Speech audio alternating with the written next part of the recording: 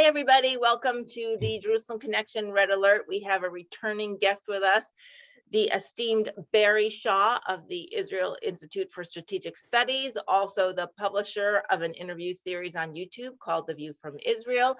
I invited Barry to speak with us today about the Iran nuclear deal. While many of us are concerned and concentrating on the issues in Ukraine, which is necessary, what's also going on simultaneously is the Iran deal, which was started under President Obama. President Trump curtailed it, and it's being picked up again by the US administration. And I want Barry from Israel to explain the intricacies of it and what we can do about it and why we should be concerned about the dangers of the Iran nuclear deal. Barry, thank you for joining us today and for willing to give us some time to educate us on this deal and explain to us why it is a mortal danger for Israel and what we can do about it. Thank you, Amy, for having me. This is from our point of view from here in Israel to you and your followers over there in America. This for us is a very important message that we want to pass over, and it's going to be an appeal through you to your followers as well. Let me just give you a very quick background. I really want your viewers, and I'm sure most of them know it already, on what Judaism is based. It's based very strongly on the principles of the Bible, of the Old Testament. It's based on justice. It's based on the commandments. Something, after watching Charlton Heston in the movie, that God came down and gave us 10 commandments from Mount Sinai. He actually gave us more than 600 commandments, going from all sorts of things like not to curse God, not to commit murder, not to commit adultery, not to steal, charity, making the world a better place, tikkun olam, and to establish courts of justice. Because if you look into Judaism, you'll see it is founded on justice and justice for all. But one of the biggest things that we have is it's founded on God's promise through Abraham to the Jewish people that the Holy Land of Israel is will be the Jewish homeland. Yeah. But he's not giving it as a free gift to do with as we want. We have an obligation, we have a duty to share his commandments to us, to keep his laws, and also to protect the land he's giving us.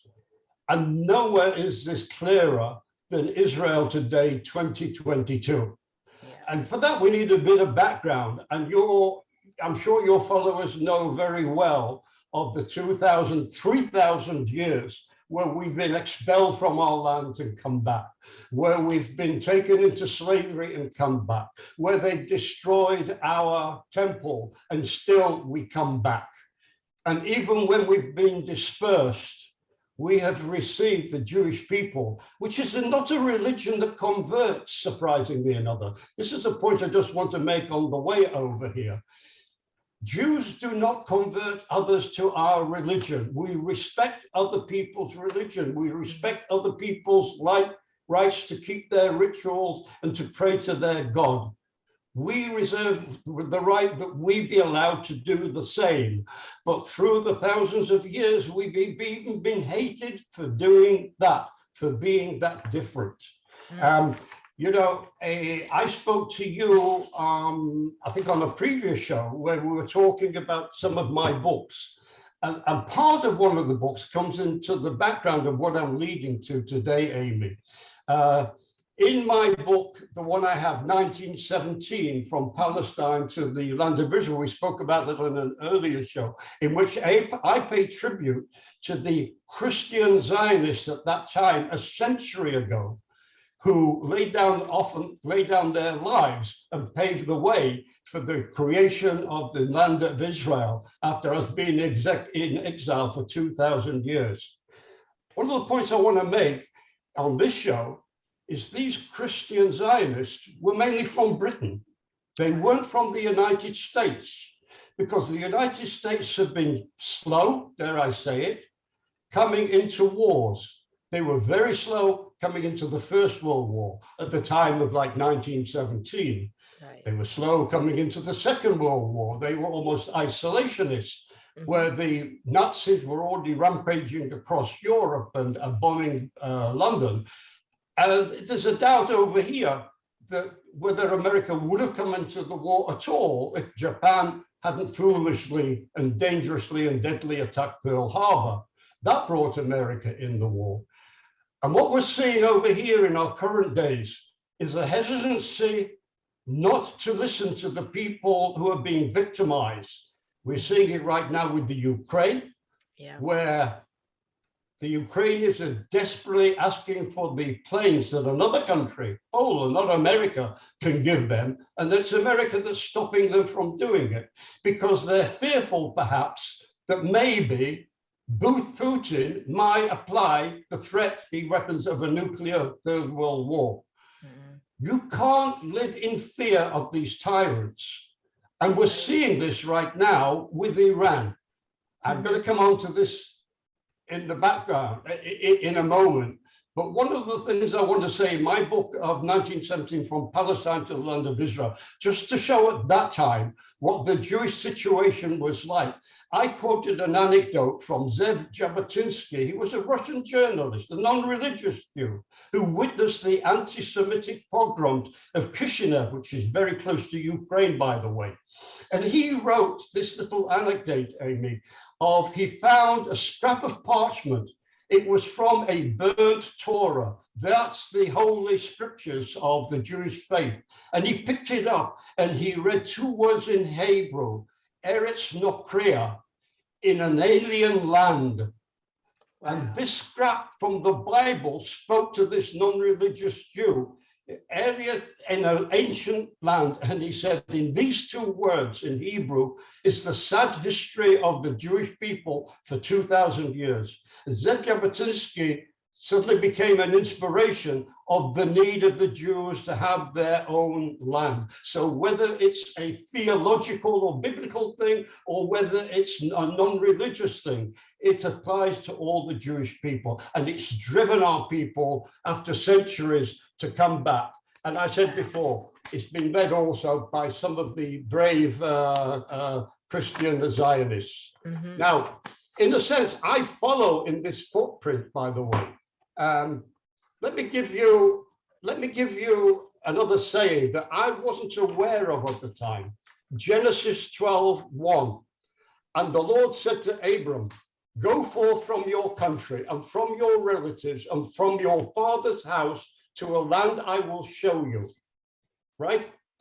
Let me tell you my story. My name is Barry, but my Hebrew name is Abram. Oh. Coincidence or prophecy? Tell me this. You decide. God works in mysterious ways. My personal experience in living a comfortable life in Britain was also tainted by anti-Semitism. I had people tell me, for instance, go to Palestine where you belong. So I did. Now, decades later, what do I hear? Get out of Palestine. It doesn't belong to you. Right. This has been the fate of Jews for decades, for centuries, for even millennia. Wow. And it's going on today. So I've been here and know many people, and I've served in the IDF, and it is an honor and an obligation to do so because Israel is in danger. It's been in danger from Arab armies and we defeated them. It's in danger from Palestinian terrorists and we're fighting them to these days. We're in danger from Iranian proxies across the borders in Syria and Lebanon and down in our southern border in Gaza, and we're fighting them. Wow. But slowly, gradually, or perhaps not so gradually, the Iranians are working their way to the doomsday weapon. Right. And they are determined to do this.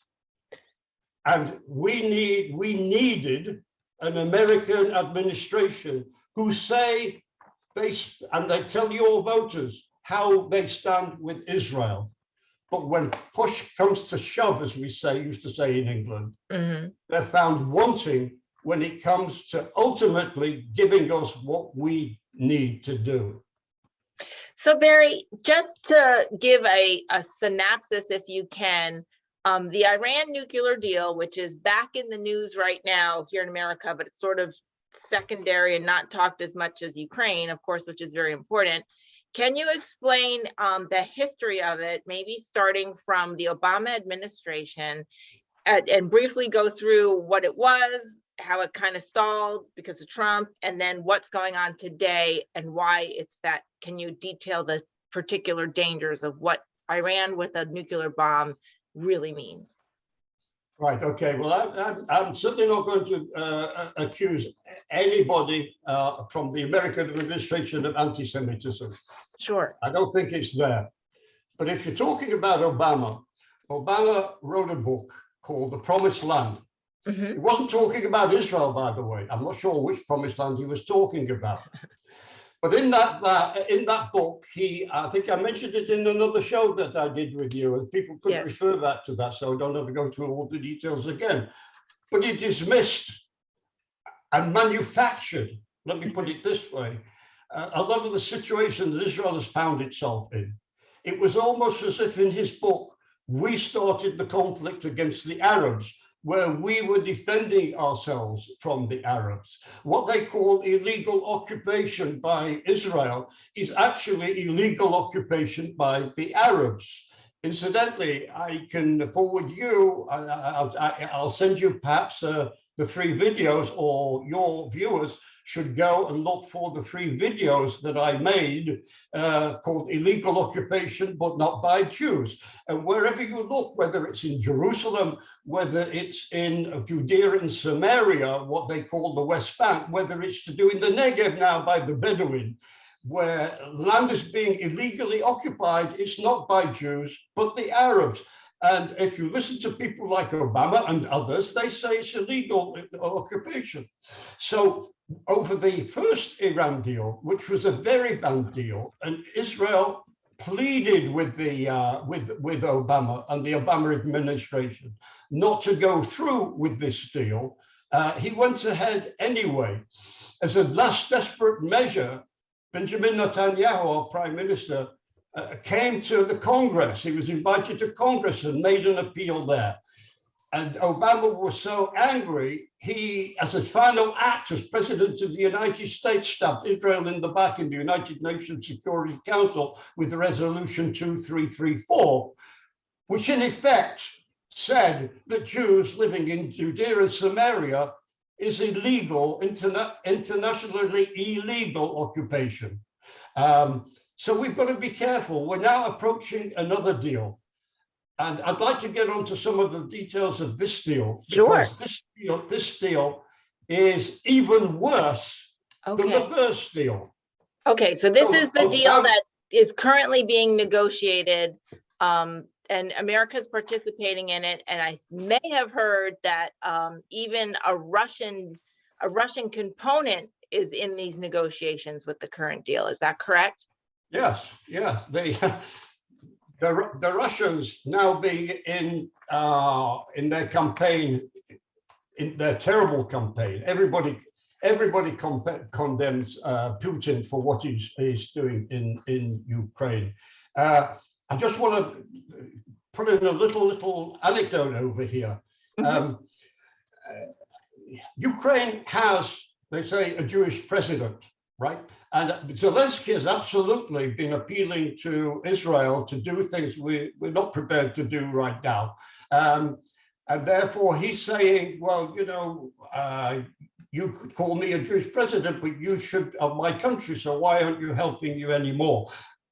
One of the things that I discovered, that Ukraine in 13 United Nations General Assembly resolutions either voted against Israel or abstained from supporting Israel. In all 17, there hasn't been one resolution in the United Nations that Ukraine, whether it was led by Zelensky or the president before him, stood by and supported Israel. But despite that, in Ukraine right now, Israel is setting up a field hospital to help a lot of the injured Ukrainians. And across the border, we have another field hospital in which we are helping some of the refugees who are coming over with their medical needs and everything. We have also helped hundreds and hundreds of Ukrainians escape from Ukraine, and Right. we're flying over hundreds of them towards Israel. But so far as Iran is concerned, unfortunately, these negotiations is being carried out by a man called Robert Malley. He's the US envoy to Iran. In the last few weeks, 4 members of his delegation have walked away from the deal because they have said this is a very bad, these are the Americans involved in this. So let me very quickly give you some of the things that are in there. Yeah. Mali has taken out, for instance, sanctions and arrest warrants that have been put on 2 of the men who have been responsible for the 1984 bombing of the Jewish center in Argentina that killed 84 Jews. Mali has taken off the list. So if the death of Jews doesn't disturb you, Mali has taken off the list 2 of the people who were responsible for the Beirut United States troops barracks in Beirut, which killed over 240 Americans, and they have been taken off the sanctions list. Why? Because Mali says this has got nothing to do with a nuclear deal. But also taken off the sanctions list is the sanctions against the export of Iranian oil. The money from the Iranian oil goes to pay for their nuclear ambitions, their centrifuges, their ballistic missile programs, and also the money goes towards their Al-Quds and Iranian Revolutionary Guards Corps, who are wreaking havoc around the Middle East, including encircling Israel right now. But that has been listed from the list because it's nothing to do with the nuclear deal. But if it's only to do with the nuclear issues, why is Mali then going to pay the Iranians over $7 billion in order to bribe money to include in that the Iranians will release certain Westerners from Iranian jail? So in other words, that's a non-nuclear issue. But as far as Mali is concerned, that stays in. Why is it staying in? Because what Obama needs right now is some sort of personal victory that he could show to the American people ahead of the midterm elections. And he will be waiting at the airport if any of the Americans are released from Iran, and as they land in America as an expensive, not a cheap, an expensive election campaign issue. And the Americans will applaud him for it. But in the meantime, Israel and our moderate Sunni allies, because of the Abraham Accords, will be suffering from greater consequences. And the timetable with regard to the nuclear deal itself, dealing with the nuclears, is really not, there's no proper inspection. And the timetable is that the Iranians will be allowed to become a threshold state between now and the next 8 to 10 years. That is not being stopped completely. Sanctions will be lifted off Iran, and part of the conditions is that America has to guarantee that this will not be re-employed. Now, where the Russians came in at the spoiler at the last minute is they said, okay, you want to sanction me for what's happening in Ukraine, then we're not going to sign. The Russians are in this deal. We're not agreeing to sign anything unless you, America, say that you're not going to sanction me if I'm buying oil from Iran or I'm giving Iran wheat or oil from Russia. Wow.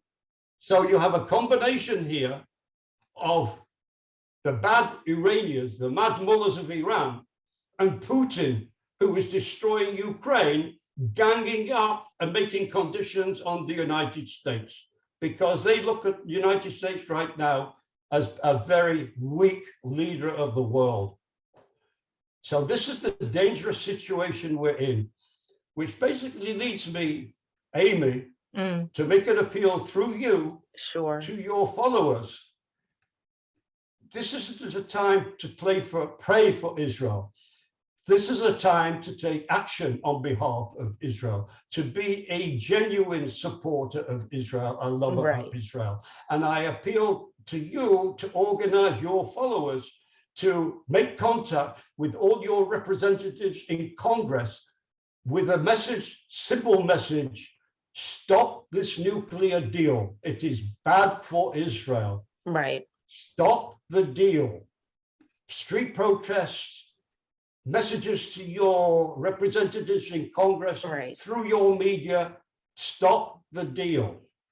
Yes, and that's what it's important for our followers to know, that you can email, you can fax, you can write letters, send them to your congresspeople, to your senators, even to any of your local representatives who have ambitions to run for federal office. The other thing you need to do is explain to your neighbors, your family members, your community, your church groups, also why this deal is so dangerous and what they can do, which is also, as a democracy, we need to voice that objection to this deal to our representatives who represent our desires for policy. And we do this as Christian Zionists who are mandated to advocate for Israel and protect its right to exist and self-defense. So we do not want to be using our tax dollars to aid in the destruction of Israel by giving another country the ability to develop the doomsday or weapons of mass destruction, which they already said, Iran's mullahs have already been pretty open about the fact that the destruction of Israel is their goal, their theological goal and their political goal. That doesn't mean every Iranian citizen wants that to happen, but it's the current leadership that is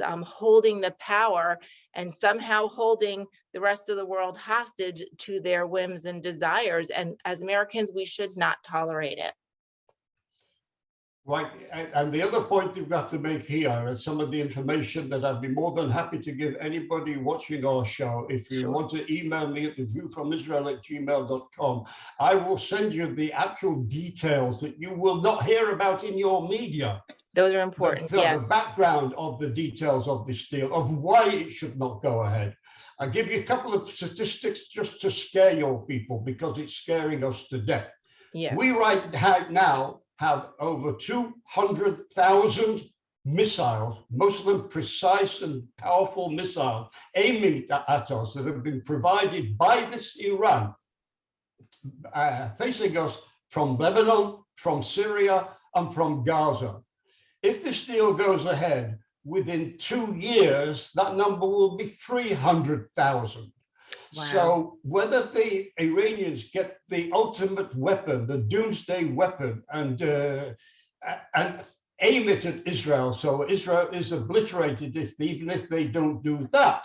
If we tried, for instance, to attack the nuclear facilities in Iran, as we have done in the past with Iraq and with Syria, Iran could easily call up their Al-Quds forces and their proxies and launch unmitigated disaster on Israel. We do not have the Iron Dome capability to withstand 30, 40, 50,000 rockets a day for 2 to 3 weeks. Wow.